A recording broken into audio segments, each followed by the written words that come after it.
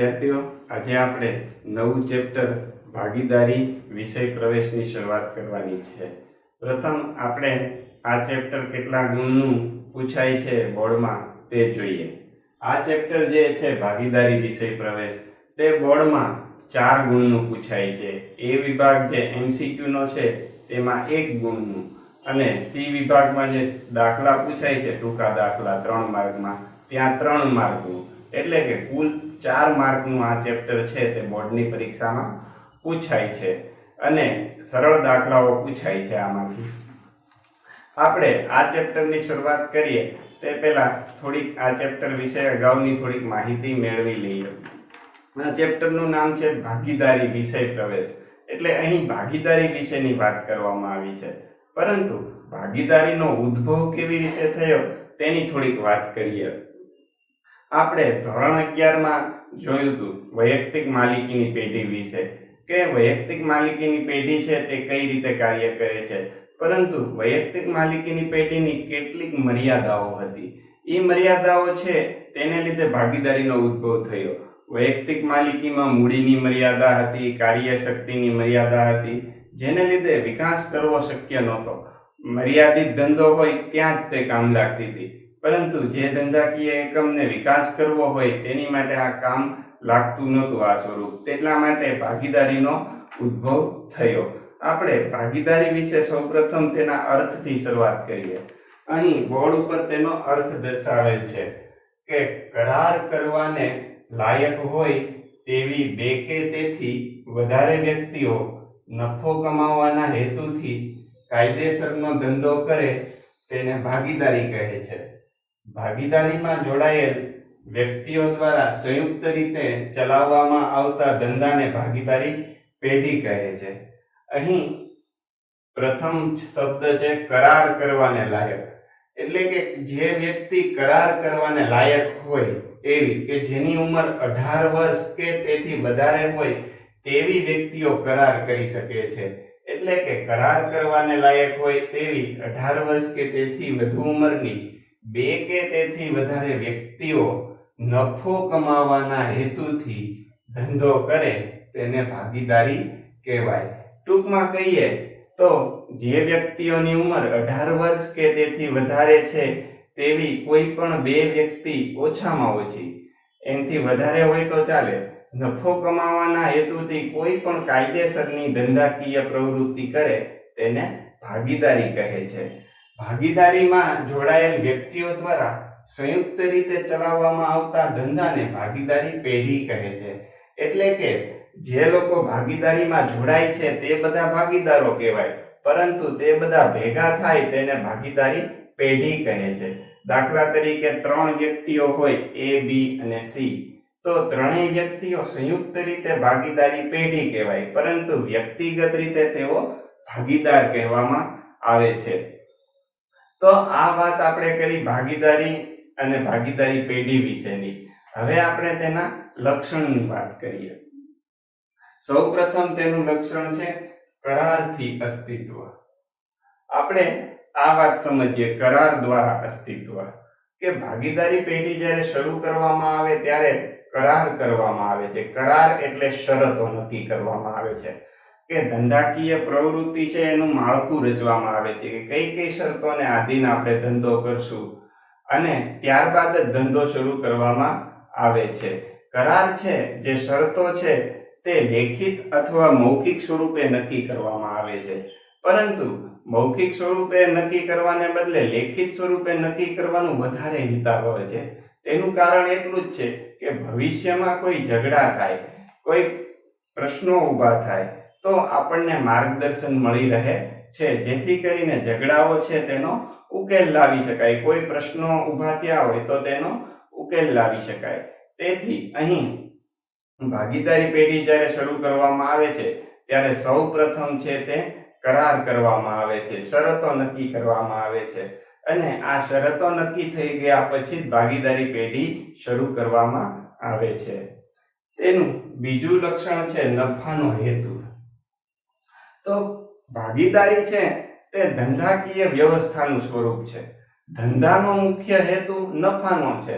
જો ધંધાનો હેતુ નફાનો હોય તો ભાગીદારી છે તે ધંધાનું એક સ્વરૂપ છે, તેથી ભાગીદારીનો હેતુ પણ નફાનો જ હોય. એટલે કોઈ પણ ભાગીદારી પેઢી જ્યારે શરૂ કરવામાં આવે ત્યારે તેનો મુખ્ય હેતુ નફાનો હોય છે. દાખલા તરીકે કોઈ 2 કે 3 વ્યક્તિઓ ભેગી થઈ અને દાન કરે તો તેને ભાગીદારી ન કહી શકાય. કારણ તો કે દાનની પ્રવૃત્તિઓમાં નફો સમાયેલો હોતો નથી. અહીં કોઈ પણ વ્યક્તિઓ ભેગી થઈ અને નફાના હેતુથી કાર્ય કરે તો જ તેને ભાગીદારી કહેવામાં આવે છે. એટલા માટે અહીં એનું લક્ષણ જ છે કે ભાગીદારી છે તેનો મુખ્ય હેતુ નફો છે, સેવાનો નહીં. સેવાના હેતુથી કોઈ પણ વ્યક્તિઓ કાર્ય કરે તો તેને ભાગીદારી કહી શકાય નહીં. તેમાં નફાનો હેતુ સમાયેલો હોવો જ જોઈએ. ત્યાર પછીનું લક્ષણ છે કાયદેસરનો ધંધો. ભાગીદારી પેઢી શરૂ કરવામાં આવે તો એવા ધંધા માટે જ શરૂ કરી શકાય છે કે જે કાયદા દ્વારા માન્ય હોય. એટલે કે આપણો ધંધો કાયદેસરનો હોય. ગેરકાયદેસર ધંધા માટે કોઈ પણ માટે સરકાર છે તે ભાગીદારી શરૂ કરવાની મંજૂરી આપી શકે નહીં. કાયદા દ્વારા માન્ય થયેલા ધંધાઓ છે તે જ આપણે શરૂ કરી શકીએ છીએ. દાખલા તરીકે આપણા ગુજરાતમાં કે આખા દેશમાં માદક પદાર્થો છે તેનું વેચાણ કે ઉત્પાદન કરી શકાતું નથી, તે ગેરકાયદેસર ધંધો છે. તો આવા ધંધા માટે ભાગીદારી કરીએ તો સરકાર છે તે મંજૂરી આપે નહીં. આ ઉપરાંત કેટલાક ધંધાઓ એવા હોય છે કે જેનાથી પ્રદૂષણ છે ખૂબ ફેલાતું હોય છે, તો એવા ધંધા માટે સરકાર છે એ માન્યતા આપે નહીં. ધંધો છે તે કાયદેસરનો હોવો જોઈએ, સરકાર માન્ય હોવો જોઈએ, સરકારની મંજૂરી હોવી જોઈએ. કોઈ પણ ધંધો શરૂ કરતા પહેલા સરકારની મંજૂરી લેવી પડે છે. તેથી આપણે ભાગીદારી છે તે કાયદેસરના ધંધા માટે તે શરૂ કરી શકીએ છીએ. હજુ વધુ આપણે એક ઉદાહરણ જોઈએ કે ગુજરાત રાજ્યની અંદર દારૂ છે તે પ્રતિબંધિત છે. તો દારૂના વેચાણ માટે કે ઉત્પાદન માટેની કોઈ પણ પ્રવૃત્તિ કરવી હોય તો તેની માટે સરકાર મંજૂરી આપે નહીં. આવા ધંધા માટે ભાગીદારી શરૂ કરી શકાય નહીં. ટૂંકમાં એટલું જ કહી શકાય કે ભાગીદારી પેઢી શરૂ કરવી હોય, ભાગીદારીમાં ધંધો શરૂ કરવો હોય તો કાયદેસરનો ધંધો હોવો જોઈએ. કાયદેસરનો ધંધો ન હોય તો ભાગીદારી શરૂ કરી શકાય નહીં. ત્યાર પછીનું લક્ષણ છે એકબીજાનો એજન્ટ અથવા પ્રતિનિધિ. ભાગીદારી પેઢીમાં દરેક ભાગીદાર એકબીજાનો પ્રતિનિધિ અથવા એજન્ટ છે. પ્રતિનિધિ અથવા એજન્ટ એટલે કે એકબીજા વતી નિર્ણય લઈ શકે છે. ભાગીદારો કરારનામાની અંદર આ બાબતો દર્શાવે છે કે કોણ પેઢીમાં નિર્ણયો લેશે અથવા બધા વતી અમુક વ્યક્તિઓ નિર્ણય લેશે અને એ નિર્ણય છે તે દરેકને બંધન કરતા રહે છે. એવું ન બને કે 3 ભાગીદારો હોય અને એક ભાગીદાર કોઈ નિર્ણય લે અને બીજો ભાગીદાર છે તે તેનો વિરોધ કરે અથવા માન્ય ન રાખે. કારણ તો કે ભાગીદારી પેઢીમાં દરેક ભાગીદાર એકબીજાનો એજન્ટ કે પ્રતિનિધિ છે. દરેક ભાગીદારે એકબીજા ભાગીદાર દ્વારા લેવાયેલા નિર્ણયો છે તેનું પાલન કરવું પડે છે, અથવા તો જે કાંઈ નિર્ણય લેવામાં આવ્યો હોય તેનો સ્વીકાર કરવો પડે છે. અહીં ભાગીદારી પેઢીમાં દરેક ભાગીદાર છે તેથી જ તે એકબીજાનો એજન્ટ અથવા પ્રતિનિધિ કહેવાય છે. દરેક ભાગીદાર એકબીજા વતી નિર્ણય લઈ શકે છે. ત્યાર પછીનો મુદ્દો છે સભ્ય સંખ્યા. આ સભ્ય સંખ્યાનો મુદ્દો ખૂબ અગત્યનો છે. બોર્ડની પરીક્ષાની અંદર સભ્ય સંખ્યા છે તેનો મુદ્દો વારંવાર પૂછાય છે. વિકલ્પવાળા પ્રશ્નોમાં પણ પૂછવામાં આવે છે. ભાગીદારી પેઢી શરૂ કરવી હોય તો તેની સભ્ય સંખ્યા વિશે જાણકારી મેળવવી ખૂબ જ જરૂરી છે. ભાગીદારી પેઢી શરૂ કરવા માટે ઓછામાં ઓછા 2 સભ્યો હોવા જોઈએ અને વધુમાં વધુ 50 સભ્યો હોવા જોઈએ. 50 સભ્ય સુધી ભાગીદારી પેઢી માન્ય છે અને ઓછામાં ઓછા 2. જો 2 થી ઓછા સભ્ય હોય, એક વ્યક્તિ હોય તો ભાગીદારી ન કહેવાય, તો તેને વૈયક્તિક માલિકીની પેઢી કહેવાય. અને 50 થી વધુ હોય સભ્યો તો કંપની સ્વરૂપ કહેવામાં આવે છે. તેથી ભાગીદારી પેઢી માટે સભ્ય સંખ્યા ખૂબ અગત્યની છે. તેમાં ઓછામાં ઓછા 2 સભ્યો અને વધુમાં વધુ 50 સભ્યો છે તે હોવા જોઈએ. ત્યાર પછીનો મુદ્દો છે અમર્યાદિત જવાબદારી. ભાગીદારી પેઢીની અંદર ભાગીદારોની જવાબદારી છે તે અમર્યાદિત છે. કાયદો એવું જણાવે છે કે ધંધો અને ધંધાનો માલિક એક જ છે. ધંધો અને ધંધાનો માલિક બે જુદા નથી. સામાન્ય રીતે આપણને એવું જોવા મળે છે કે ધંધો અને ધંધાનો માલિક જુદા છે, પરંતુ કાયદો છે તે એક જ વ્યાખ્યા કરે છે કે ધંધો અને ધંધાનો માલિક બે એક જ છે. તેથી ધંધો કોઈ દેવું કરે તો દેવું ચૂકવવા માટે થઈ અને ભાગીદારની જવાબદારી અમર્યાદિત છે.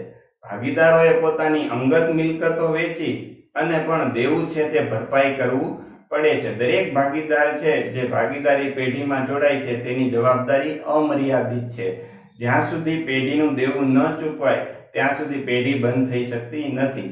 ભાગીદારોએ પોતાની અંગત મિલકતો લાવીને પણ પેઢીનું દેવું ભરપાઈ કરવું પડે છે. તેથી જ કહેવાય છે કે ભાગીદારી પેઢીમાં દરેક ભાગીદારોની જવાબદારી છે તે અમર્યાદિત છે. ત્યાર પછીનો છેલ્લો મુદ્દો છે પેઢીની માલિકી અને સંચાલન. તો ભાગીદારી પેઢીમાં માલિકી અને સંચાલન એક જ હોય છે. જે રીતે વૈયક્તિક માલિકીની પેઢીમાં જે માલિક હોય છે તે જ સંચાલક હોય છે, તેવી રીતે ભાગીદારી પેઢીની અંદર પણ જે વ્યક્તિઓ ધંધાના માલિક છે તે જ ધંધાના સંચાલકો છે. તે લોકો કરારમાં જ દર્શાવે છે કે કોણ ભાગીદારી પેઢીનું સંચાલન કરશે, બધા કરશે અથવા બધા વતી અમુક કરશે. તે બાબતનો નિર્ણય પહેલેથી જ લેવાઈ ગયો હોય છે. ભાગીદારી પેઢીમાં માલિકી અને સંચાલન બંને એક જ હોવાને લીધે ભાગીદારો છે તેને પેઢીના રહસ્યો જાળવવામાં કોઈ મુશ્કેલી પડતી નથી. સરળતાથી તેઓ રહસ્ય છે પેઢીના તે જાળવી શકે છે. તો અહીં ભાગીદારી પેઢીનું અગત્યનું લક્ષણ છે કે માલિકી અને સંચાલન છે તેમાં એકતા હોય છે. હવે વિદ્યાર્થીઓ આપણે આની પછીનો પ્રશ્ન છે તેનો અભ્યાસ કરીએ. વિદ્યાર્થીઓ, ભાગીદારી કરારનામા વિશેની આપણે હવે ડિટેલમાં માહિતી મેળવવાની છે. ભાગીદારી કરારનામા વિશેની માહિતી મેળવીએ તો ભાગીદારી કરારનામું છે તે ભાગીદારી પેઢી માટે ખૂબ જ અગત્યનું છે. ભાગીદારી પેઢી છે તે કરાર દ્વારા અસ્તિત્વમાં આવે છે. કરાર વગર ભાગીદારી પેઢી અસ્તિત્વમાં આવતી નથી. બધા જ ભાગીદારોની સર્વસંમતિ હોય અને કાયદાની મર્યાદામાં રહી અને ભાગીદારી કરારનામું છે તે તૈયાર કરવામાં આવે છે. ભાગીદારી કરારનામું એટલે કે ભાગીદારી પેઢી ચલાવવાની શરતો સામાન્ય રીતે લેખિત કે મૌખિક સ્વરૂપે હોય છે. એટલે કે ભાગીદારી પેઢીનું કરારનામું છે તે લેખિત અથવા મૌખિક સ્વરૂપે હોય છે. પરંતુ લેખિત સ્વરૂપે ભાગીદારી કરારનામું હોય તે વધુ હિતાવહ છે. કારણ તો કે ભવિષ્યમાં કોઈ ઝઘડા થાય અથવા કોઈ વિવાદ થાય તો તેનો ઉકેલ લેખિત સ્વરૂપે કરારનામું તૈયાર કર્યું હોય તો આપણને મળી જાય.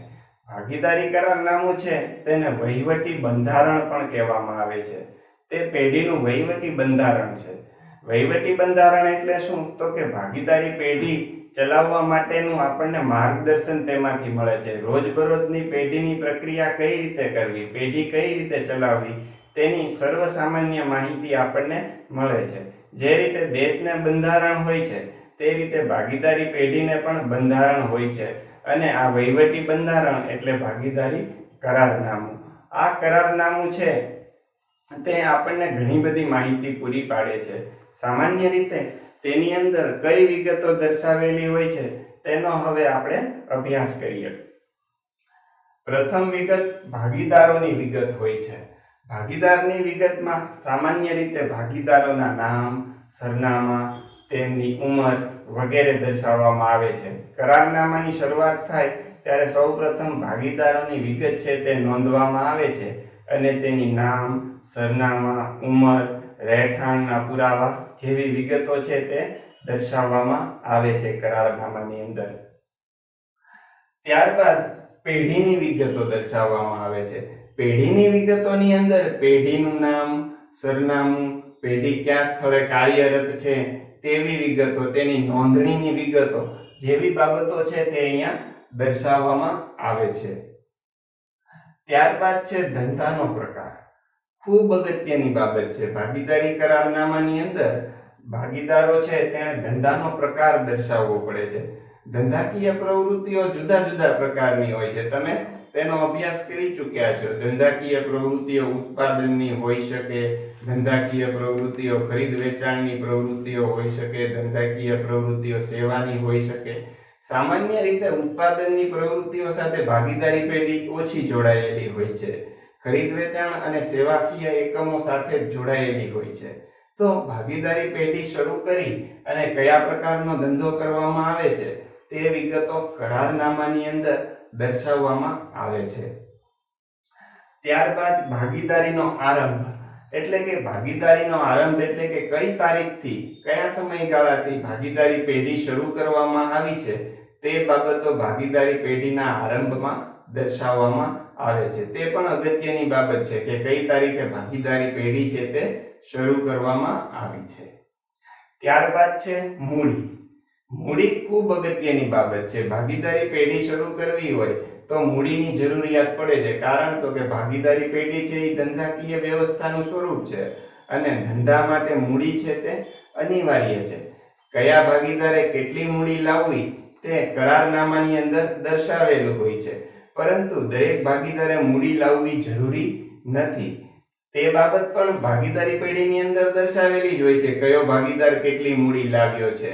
અહીં મૂડીના બાબતની અંદર ભાગીદારી પેઢીની અંદર સંપૂર્ણ માહિતી છે તે આપવામાં આવે છે. કયો ભાગીદાર કેટલી મૂડી લાવ્યો છે, કયો ભાગીદાર મૂડી નથી લાવ્યો, તેણે કયું કાર્ય કરવાનું છે, તે બધી જ માહિતી છે તે અહીં દર્શાવેલી હોય છે. ત્યારબાદ છે મૂડી પર વ્યાજ. મૂડી પર વ્યાજ છે ખૂબ અગત્યની બાબત છે. મૂડી પર વ્યાજ સામાન્ય રીતે જો કરારનામામાં દર્શાવેલું હોય તો મૂડી પર વ્યાજ ગણવામાં આવે છે, પરંતુ કરારનામાની અંદર મૂડીના વ્યાજ અંગે કોઈ ઉલ્લેખ ન હોય તો મૂડી પર વ્યાજ ગણવામાં આવતું નથી. મૂડીનું વ્યાજ છે તે ભાગીદારો માટે આવક છે, પરંતુ પેઢી માટે છે તે ખર્ચ છે. આ મૂડીનું વ્યાજ કેટલું ગણવું તેની માહિતી કરારનામાની અંદર હોવી જોઈએ. જો કરારનામાની અંદર મૂડીના વ્યાજ અંગે કોઈ ઉલ્લેખ ન હોય તો મૂડી પર વ્યાજ ગણવામાં આવતું નથી. ત્યાર પછીનો અગત્યનો મુદ્દો છે ઉપાડ. ભાગીદારો છે તેની માટે કેટલો ઉપાડ કરવો તેની માહિતી કરારનામાની અંદર દર્શાવેલી હોય છે.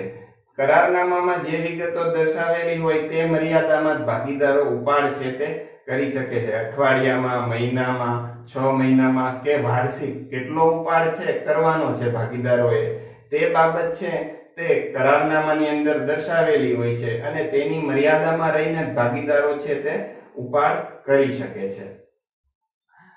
ત્યાર પછીનો મુદ્દો છે ઉપાડ પર વ્યાજ.